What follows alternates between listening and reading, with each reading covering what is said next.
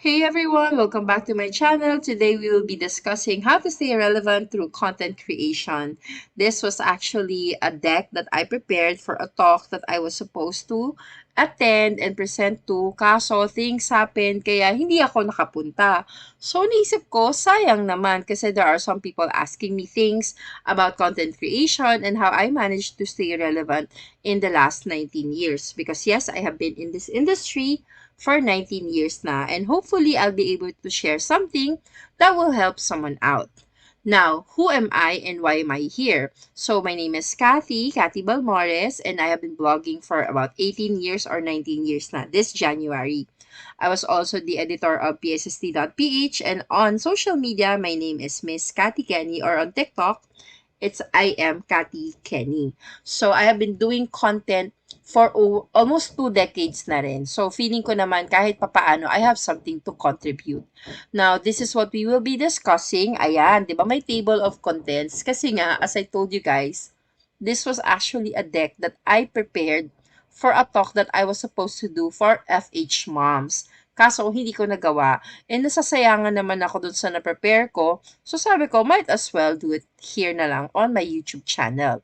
As you can see, sobrang dami kong na-prepare na content. Like 10 slides or mahigit ata to. And I will do my best to go through this as if I was also presenting to you guys in a hall or an auditorium or a, what do you call this? A hotel ballroom. Kasi normally, that's where I do my talks. O, diba? So, moving forward, introduction, syempre, diba? I want to tell you guys what content creation is, definition, the forms, and the importance. So, bakit nga ba importante pa rin yung pagiging content creator ngayon? Sa dami na ng mga information out there, we really need to make sure that our content is actually relevant, important, and most of all, factual. Importante na what we share to people or to our followers is always correct as much as possible and hindi putsch-putsch lang. Now, the current landscape, sobrang dami ng content creators. Ang dami ring content being put out like by the millions every hour. Pero so far, ang dominating is YouTube, Instagram, TikTok. Bakit? Kasi yan yung mga may videos. Siyempre kasama na si Facebook. I don't think in a way matitinag pa si Facebook in like the next decade or so. Now, ang importante is you find your niche. Kailangan alam mo kung ano ba yung gusto mong gawan ng content. Hindi basta gawa mo na lang ng content lahat. Sa umpisa, pwede yon while you're still trying to figure out what you want.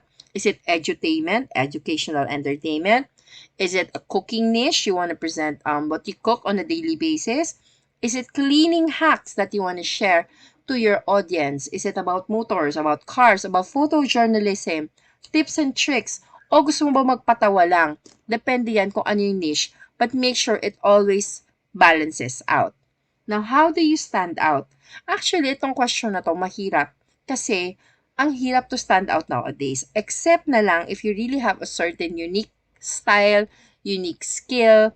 But what I would say is remain authentic, remain consistent, and eventually you will stand out. You will be able to find your crowd, to find your community, to find the people that you actually want to talk to and make your content for.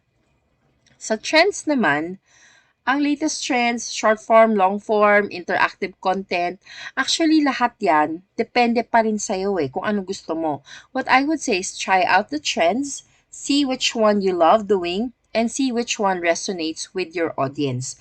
Kasi, kailangan balanse. Gusto mo nga, ayaw naman ng mga taong nanonood sa'yo. Ngayon, gusto nga nila, ayaw mo naman. So, strike a balance between the two so that making content will be easier for you. And then, how do you get started? Guys, just start. Seryoso, that is the best and the only advice I will give you. Just start, and then wag ka muna mag-goals na, kailangan ko 1,000 followers. Hindi. Just start, put out content, put as much content out as you can, and then eventually you'll know the right platform, you'll know ano yung tamang goals for you, and then makakagawa ka na ng content calendar mo. But ang pinaka-importante is you have to start. And then the most important thing to remember, when you want to get into content creation is authenticity. And why are you doing this? Bakit mo ba ginagawa to? Kung para sa pera lang, then you have to be very technical about all of your outputs. Now, if it's just a creative outlet, then you focus on that. Now, kung gusto mo naman to share your wisdom, make sure that every video that you make serves a purpose for someone else. Hindi basta naglabas ka na lang ng content. And then, for the hacks, I would say repurpose everything. Gumawa ka ng isang vertical at isang pahaba na video. Make sure you put it on Facebook. You put it on YouTube. Kung gumawa ka ng vertical na reel, make sure you put it on Instagram, TikTok, YouTube Shorts, Facebook Reel. And then find a space sa day and time mo. Tapos make sure that everything else is automated para mabilis lang ang palo ng mga bagay-bagay. The other thing that you can do is to make sure that you have a community. When you have a community, sila na yung gagawa ng mga bagay para sa'yo. They will give you feedback, they will tell you what they like, they will tell you what resonates with them, and then everything will become so much easier for you, for your content, and for you to be able to reach more people. Kasi yung community mo, sila na mismo ang gagawa nun para sa'yo when you ask them to do it. And eventually, without you asking them to do it, sila na mismo yung mag-share, magtatag ng mga tao. Pagdating naman sa monetization, I would say monetize whatever you can. So, focus ka na on YouTube kasi pinakamabilis mag-monetize doon and they actually pay talaga. Also on TikTok, kung mahilig kang mahilig kang magbenta, yung yellow basket. Sa Facebook naman, yung stars na tinatawag nila. But wag yun ang maging sheer focus mo kasi mangyayari mawala ng value yung mga videos mo kasi puro pera, pera, pera na lang. And ayaw naman natin nun, di ba? Now, the most important question, how do you stay relevant? Well, first, you have to adapt to change. You need to know your algorithm. You have to love what you do. And then you need to evolve with your audience and embrace new technology. What do I mean about this?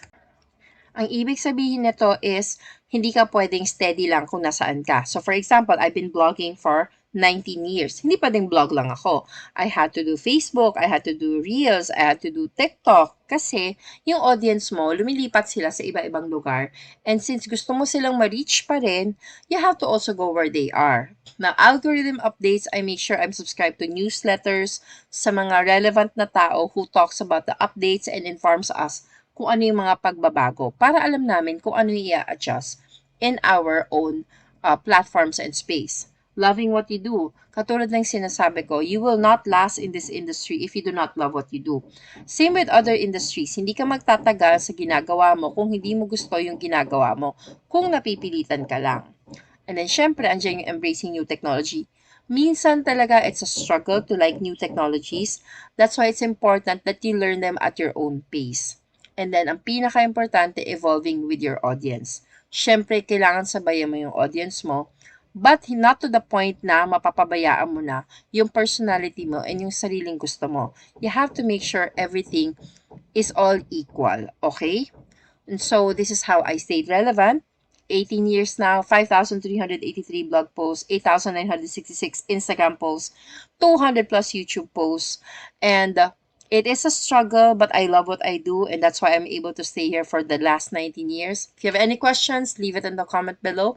I'll make sure to answer them, and I hope this helps someone out. And kahit isa lang yung natulungan ko, sobrang okay na sa akin yun kasi that's the purpose of what I do, what I do.